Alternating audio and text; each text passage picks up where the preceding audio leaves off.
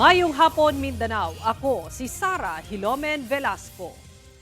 Mas palapdan pa sa mga otoridad ang ilang search and rescue operations ngadto na sa kadagatang sakop sa Indonesia aron sa pagpangita sa siyam pa ka mga missing nga sakay sa motor bangka nga Amehara.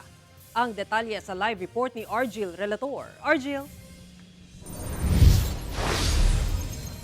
Sara, gikan sa kadagatang sakop sa Sarangani, misibog na mga otoridad sa pagpangita sa mga sakay sa MBCA Amihara ngadto na sa kadagatang sakop nga duol sa Zamboanga.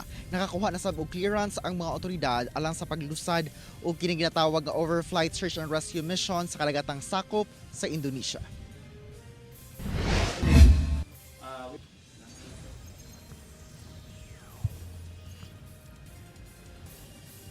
Gibutyag ni Coast Guard Southeastern Mindanao Commander Commodore Philip Soria nga sa ika-12 nga adlaw sa search and rescue operations sa nawala ang motor bangka nga Amehara, naabot na sa Sector 6 ug Sector 7 ang pagpangita nga anaa sa kadagatang sakop nga duol sa Zamboanga.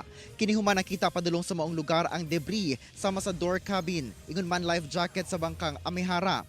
Doon na sa clearance alang sa overflight search and rescue missions ang pagpalupad og aircraft sa kadagatan sa nasod nga Indonesia. Sa matang sa investigasyon sa pagkawala sa maong bangka, duha ka investigating teams ang gimugna. Usa ka team nga dunay 5 ka miyembro alang sa Marine Safety Investigation nga nagtinguha nga makahatag og factual ug safety recommendations aron dili na masubli pa ang insidente sa kadagatan. Ang usa ka team, Incident Investigation Team, nga gilangkuban sa Parallel Investigators nga dunay 7 ka miyembro nga mao'y nakatutok sa administrative ug criminal liability.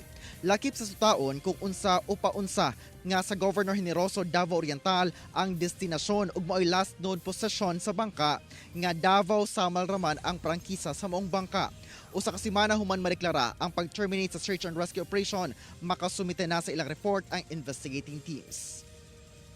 Sara, sumala matod pa sa saysay ni Christopher Buldig ang survivor, no? Ang nag-inusarang survivor sa moong sakay sa moong bangka nga nibulag siya sa grupo ug dito na siya nakitaan sa ato ang mga otoridad ato sa search and rescue operation. Sa karon nagpabilin nga adunay unom ka mga patayng lawas nga na-recover ug siyampa ang padayon ginapangita. Sanglit 16 matod pa ang sakay sa moong bangka. Sara.